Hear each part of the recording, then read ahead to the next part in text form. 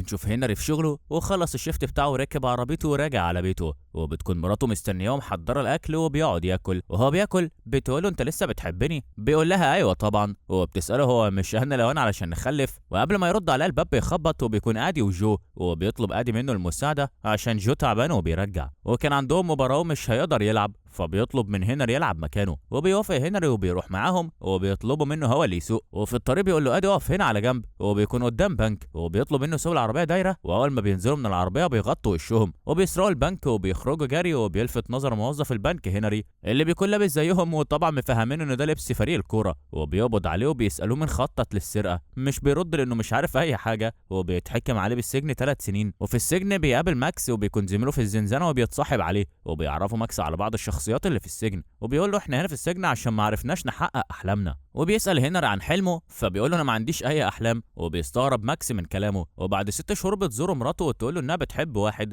وبتطلب منه الطلاق علشان تعيش حياتها. وهنري مش بيكون متضايق، بالعكس بيقول له انا يهمني تكوني مبسوطه. وبعد سنه بنشوف هنري قاعد مع المساجين اللي بيقولوا انهم عارفين انه بريء، لكن واحد منهم بيقول طالما بينفذ العقوبه يبقى انت ارتكبتها. وبيسالوه ميعاد مراجعته للحكم امتى، بيقول لهم الشهر الجاي. وبيسالوا ماكس وبيقولوا له احكي لنا عملت ايه في اخر مراجعه ليك، وبيحكي لهم على اللي حصل، وانه هدد القاضي وقال له انه لو خرج هيروح لبيت القاضي ويحرق البيت كله، ولو اتبقى حد عايش هيقطع له لسانه وكمان هيرقص زي المجانين. وبنفهم من حكايته انه حابب يفضل في السجن وبيعمل كده علشان ما يخرجش. وبيرجع للزنزانه هو وهنري، وبيقول له هنري صحيح انا ولا مره سالتك عن حلمك؟ قال له انا عايش في حلمي، انا كل امنيتي ان افضل هنا واديني عايش هنا. وبيعيد عليه هنري السؤال بطريقه تانية، وبيقول لي يعني ما اشتقتش لاي حاجه بره السجن. وبيقول له الحاجه الوحيده اللي اشتقت لها هي ان اخد حمام بميه سخنه، واظن انه مش سبب يستاهل ان اخرج علشانه. وبنشوف هنري بعد كده مجهز نفسه عشان خارج، وماكس بيودعه وبيقول له ما اتمناش اشوفك هنا مره تانية. وبيخرج هنري من السجن ويروح على بيته، وبنشوف جو هو اللي بيفتح الباب، وبيدخل هنري وبتيجي تسلم عليه وبتكون حامل. وبنفهم من كده ان زوجة هنري السابقه اتجوزت جو وكمان حامل منه. وبيسالها لو كانت سعيده، بتقول له ايوه سعيده، بيقول لها كويس. وكمان جو بيعرض عليه انه يشتغل معاه في شركه لادوات المطبخ، وبيقول له يا ريت تفكر يا هنري. وكمان بيشكره انه ما قالش على اسمه لما اتقبض عليه، وبيكون هنري مش مهتم، وبيقول له انا ما اعرفش اسمك اصلا. وبيتعامل هنري بمنتهى الهدوء وبياخد حاجاته وبيمشي. وبنشوفه قاعد بيقلب في حاجاته القديمه، وبيشوف اعلان في التلفزيون عن الحظ ومش بيكون منتبه. وتاني يوم بيروح هنري عند البنك اللي كان متهم بسرقته، وفجأة عربية بتخبطه وبتنزل منها جولي، وهي نفسها اللي كانت في اعلان التلفزيون بتاع الحظ، وبتطمن عليه انه كويس. وبيجي موظف الامن اللي كان قبض عليه وقت السرقة وبيعرفه، وبيسأله هو انت خرجت من السجن؟ بيقول له ايوه. وبياخدوا الكافيه اللي جنب البنك عشان يشرب حاجه. وبعد شويه بتحصلهم جولي، ولما بيشوفها هنري بيقول لها انا حاسس ان اعرفك وشفتك قبل كده. بتقول له ايوه انا بعمل اعلان يا نصيب. وبتقول له من الاحسن يشوفك دكتور، لكن هنري بياكد لها انه كويس ومش محتاج لحاجه. وبعدها بيوم هنري يدخل الحمام، وبيلاحظ ورقه جورنال قديمه متعلقه في الحمام، واللي بتقول انهم اكتشفوا نفق تحت الارض كانوا بيستخدموه مهربين الكحول، وبيكون النفق تحت المسرح والبنك. ولما بيخرج بيبص على المسرح وبيدخل يكتشف المكان. وبعدها بنشوف هنا راح يزور ماكس في السجن، وبيقول له انا خلاص عرفت حلمي. وبيساله ماكس ايه هو حلمك؟ قال له البنك. وبيستغرب ماكس بيقول له مش فاهم يعني ايه. وبيقول له هنا انا اتسجنت ونفذت عقوبه وما سرقتش، دلوقتي انا هعمل الجريمه اللي تعاقبت عليها. وبيطلب من ماكس انه يساعده في السرقه. وبيستغرب ماكس جدا من كلامه، وبيكمل هنري كلامه وبيقول له ميعاد مراجعتك قرب ولازم تخرج عشان تساعدني، انا محتاج لك. لكن ماكس بيقول له هنا بيتي ومش هخرج من هنا. بس هنري بيقول له انا مستنيك، وبيسيبه وبيمشي. وبعدها بنشوف هنري رايح المسرح، وبتكون جيلي واقفه بتمثل، وبيكون في خلاف بينها وبين المخرج عشان مش عاجبه طريقه تمثيلها. وبتخرج وهي متعصبه علشان تروح تشرب قهوه، وبتروح على الكافيه، وبيشوفها هنري وبيروح وراها يشرب معاها القهوه. وبتقول له انها بتمثل في مسرحيه ولما تخلص هتمشي، وبتشكره انه ما بلغش عنها عشان خبطته بالعربيه، وبتسيبه وتمشي. وبنروح لماكس ونشوفه هو في المراجعه بتاعته، وفعلا بيسمع كلام هنري ويكون هادي.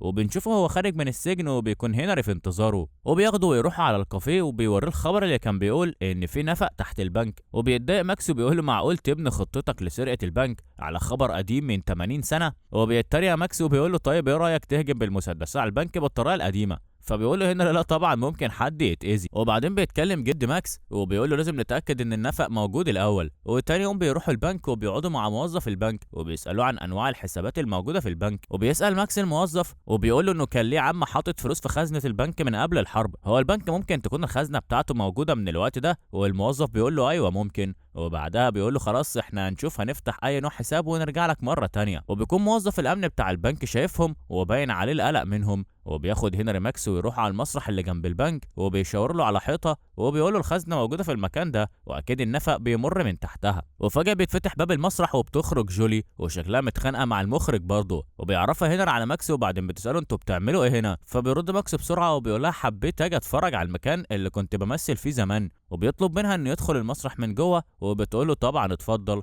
وبيدخل المسرح وبيقف ماكس كأنه بيحيي الجمهور، فبتسأله جولي هو مثل في مسرحيات ايه، وبيقول لها انه مثل في مسرحيات لشكسبير. وبيجي واحد من اللي شغالين في المسرح بيقطع كلامهم وبيقول لجولي بعض التعليمات عن الدور بتاعها، وبيطلب ماكس من جولي انها تخلي زميلها في المسرح يفرجوا عليه، وبتوافق وبتطلب منه يلف معاه في المسرح وبتعرفه انه كان بيمثل زمان. وبتسأل هنري بعد ما يمشوا وبتقول له هو والدك؟ بيقول لها لا ده صديقي، لكن جولي بتقول له شكل والدك. ونروح نشوف ماكس وهو بيلف في المسرح وبيقول له انه كان زمان سمع ان في عصابه بتسرق الكحول في المكان ده، وبيرد عليه ويقول له فعلا وكانوا بيخبوا الكحول في مكان البنك عن طريق نفق تحت الارض. وبيسالوا ماكس عن مكان النفق فبيقول له هوريك مكانه. ونرجع لهنري وجولي وبيكونوا قاعدين بيتكلموا مع بعض عن مسرحيه بستان الكرز، وبتحكي له جولي عن ملخص لاحداث المسرحيه، ان في واحده ورثت ممتلكات عيلتها وكانت مضطره انها تبيع بستان الكرز الغالي على قلبها وفي ذكريات طفولتها، وان المسرحيه هدفها انها تقول اننا ممكن نتخلى عن الماضي ونعيش حياه جديده. ونروح لماكس اللي بيكون وصل للمكان اللي فيه النفق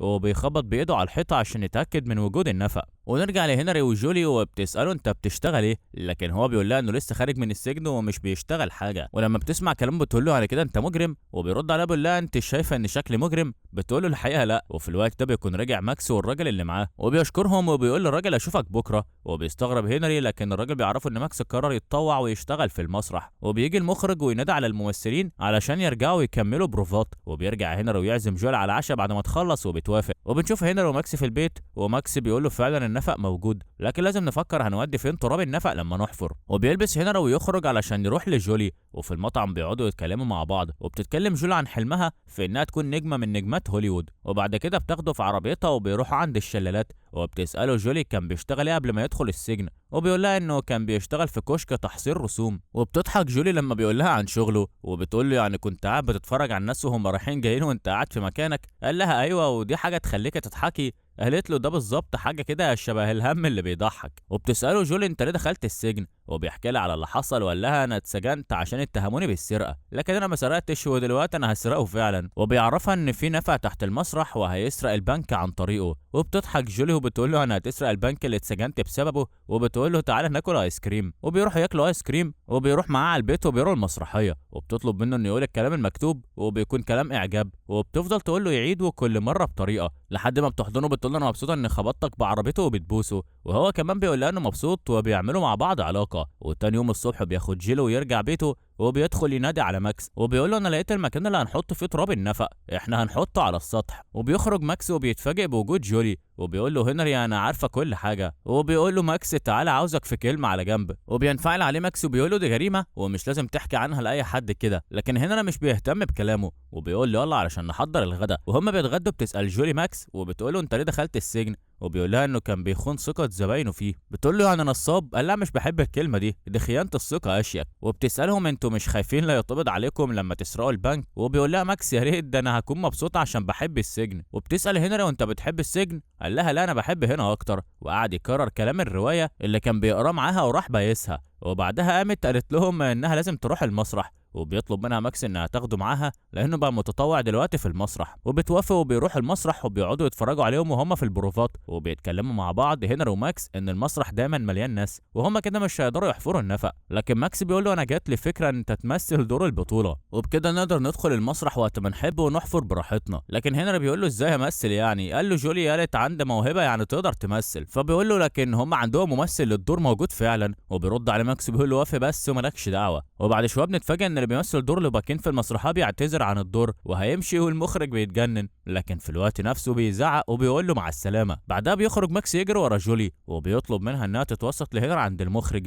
علشان يمثل دور لوباكين، لكن بتقوله ان هنري مش ممثل. فبيقول لها لكن انت قلت انه موهوب، فاديله الفرصه دي وهو هيمثل كويس. الدور مغرم بالبطله وهنري مغرم بيكي، فهيكون اداؤه طبيعي. فبتقول له قول لي الحقيقه انت غرضك ايه بالظبط؟ قال لها غرضي اننا نقدر ندخل ونخرج وقت ما نحب عشان نحفر النفق. وبتوافق جولي بعد ما بتتعصب عليه لما بتعرف انه السبب في ان الممثل يسيب الدور. وبعدها بنشوف هنري وهو بيمثل والمخرج بيختبره وبيقول انه مش بطال كويس. بعد كده بنشوفهم في المسرح والمخرج بيعرفهم على هنري وبيقول لهم ان هو اللي هيقوم بدور لوباكين، وبيسقفوا له وبيديهم المخرج راحه 5 دقايق. وبيجري هنري يروح لغرفه تغيير الملابس، المكان اللي في الحيطه اللي وراها النفق، وبيكسر في الحيطه وبيشوفوا النفق، لكن بيكون التراب الموجود كتير جدا. وبيقول هنري احنا كده محتاجين حد يساعدنا. ولما بيخرجوا بيتفاجئ بجو بيشرب وبيزعق وحالته صعبه، وبيقرروا ان هو ده الشخص اللي هيساعدهم. ولما بيقعدوا معاه بيعرفوا انه خسر كل حاجه في شركه الادوات المنزليه، ودلوقتي مش لاقي حتى شغل علشان يوفر ثمن البامبرز. وبيقولوا انهم يقدروا يساعدوه وبياخدوه على النفق وبيعرفوه خطتهم،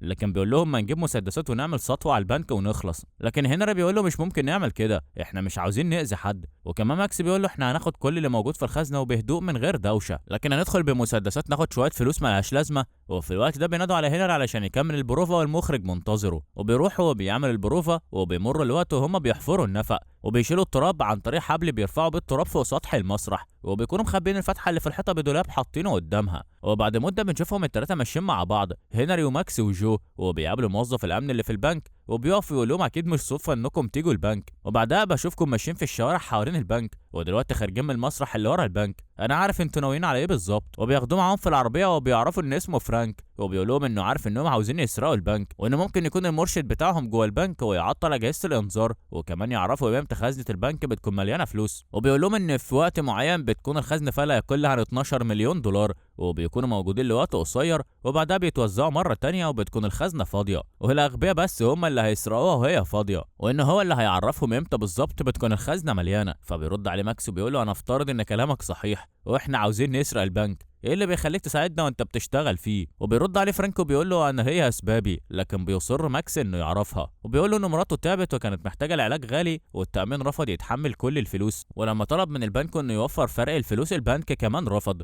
وهو صرف كل الفلوس اللي معاه ومراته ماتت لان محدش رضي يساعده. وبيتأثر هنري وبيقول له احنا اسفين، وبيكمل فرانك كلامه وبيقول له انه بعد اسبوعين هيطلع معاش، وبيقول لهم ظبطوا كل حاجه وانا هساعدكم. ونروح للمسرح ونشوفهم وهما في البروفات، والمخرج بيزعق لجولي وبيقول لها انت ما عندكيش مشاعر، بتمثلي من غير احساس، خرجي احساسك. وبتتضايق من كلامه جدا، وبيديهم راحه 5 دقايق. وبيروح وراها هنري وبتكون متعصبه وبتقول له انهم دايما يقولوا عليها ما عندهاش مشاعر ولا احساس. بيقرب منها هنري وبيبوسها وبيقول لها مين قال كده، انت كلك مشاعر واحاسيس. وبيتغير مودها وبتنبسط بكلام هنري. وبنشوف هنري وماكس قاعدين مع بعض، وماكس بيتفرج على صور لاماكن جميله وبيفكر انه هيروح يعيش فيها بعد ما يسرقوا البنك. وفي نفس الوقت الباب بيخبط وبيقول له انا جو، وبيفتح الباب وبيكون جو معاه ادي، وبيعتذر جولي هنري علشان جاب ادي وعرفه عن سرقه البنك وشكله كده كان مضطر ومضروب. وبيدخل ادي وبيقول له راح تسرق نفس البنك، مش سهل انت يا هنري. وبيقول لهم انا شريككم الجديد وانا اللي هساعدكم توصلوا للخزنه. لكن ماكس بينكر كل حاجه وبيقول له جو بيخرف ومفيش حاجه من اللي قالها له حقيقيه، وبيصر ادي انه هيكون شريكهم وهيقسم معاهم الفلوس. وبيتعصب ماكس من طريقه ادي وبيكون عايز يضربه، لكن هنري بيهديه. وتاني يوم بنشوفهم رايحين على المسرح وانهم اعلنوا عن موعد الافتتاح. وقتها هنري بيقول لماكس معنى كده ان جولي خلاص هتمشي، انا مش ممكن افارقها، احنا مش لازم نكمل، انا لا يمكن استغنى عن جولي. لكن ماكس بيكون حد معاه وبيقول له احنا مش بنلعب هنا، وفرانك فاضل وقت قليل وهيطلع معاش، ولازم ما نضيعش وقت وانت بطل تكون اناني، انت خرجتني من السجن عشان اساعدك وانت مجرد واحد جبان، احنا هنكمل وهناخد الفلوس اللي في البنك، فاهم يا هنري؟ وبيسمع هنري الكلام وبيقول له تمام.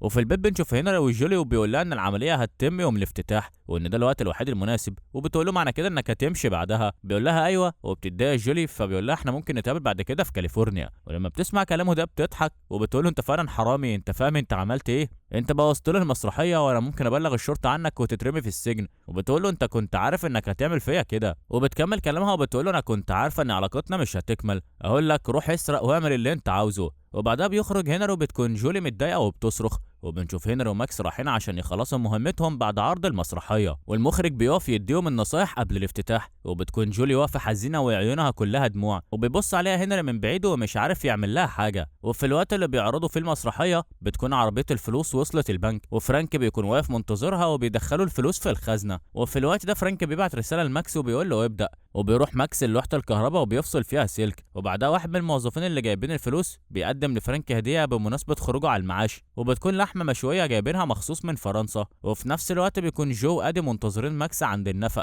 وبيروح لهم ماكس ويقول لهم يبدأوا، وبيفتحوا في مكان الخزنة بالظبط وبيوصلوا الفلوس، وهنري بيكون معاهم، وبعدها بيروح يكمل تمثيل وبيكون حاسس بكل كلمة بيقولها ومتأثر انه هيسيب جولي ومش هيشوفها تاني. وفي نفس الوقت بيكونوا التانيين بياخدوا الفلوس من الخزنة، ولما بياخدوا كل الفلوس بيتفاجئ ماكس ان ادي بيرفع في وشه المسدس، وبيقول لجو ياخد كل الفلوس يحطها في العربية، وبيضرب ماكس على دماغه، وبيدخل هنري فبيرحب بيه ادي وهو رافع المسدس في وشه. وفي الوقت ده بيهجم جو على ادي وبيعضه من ايده، فبتخرج طلقه من المسدس تيجي في رجل هنري، وبيقوم ماكس وبيضرب ادي وبياخد منه المسدس، وبيسمعوا صوت من بره بينادوا على الممثلين علشان ياخدوا اماكنهم على المسرح، وبيخرج هنري علشان يكمل المسرحيه. اما ماكس وجو بيكتفوا ادي ويربطوا بقه وبيرموه في النفق، وبياخدوا الفلوس في العربيه وبيركب معاهم هنري، وفي الطريق بيقول لهم اقفوا هنا، وبينزل من العربيه وبيقول لماكس انهم هيتقابلوا مره تانية، وبيسال جو ايه اللي بيحصل، بيقول له ماكس كمل طريقك، وبيرجع هنري جري للمسرح وبيدخل من وسط الجمهور وبيطلع وكانه بيكمل تمثيل، وبيقول لها انه ما قدرش يمشي ويسيبها وانه كان لازم يرجع، وبيتجنن المخرج لان الكلام ده مش في المسرحيه، وبتتفاعل معاه وبتقول له انت كان لازم تمشي وتركب القطر اللعين وانت كل همك الفلوس وبس، وبيقول لها انا رجعت علشانك، عمر ما كان هم فلوس واحنا لازم ننسى الماضي عشان نعيش المستقبل، وبيطلب منها انها تحصله على موسكو لكن هي بترفض وبيقول لها انت خايفه، بتقول له هخاف من ايه؟ قال لها انت خايفه تحبيني علشان انا بحبك، وهنا الجمهور بيعلى صوته ويقول لها قبليه في موسكو، وبيقرب منها وقتها المخرج بيطلب من جولي انها ترد عليه وتقول له حصلك على موسكو، وبيطلب من عمال المسرح انهم يخفضوا الاضاءه،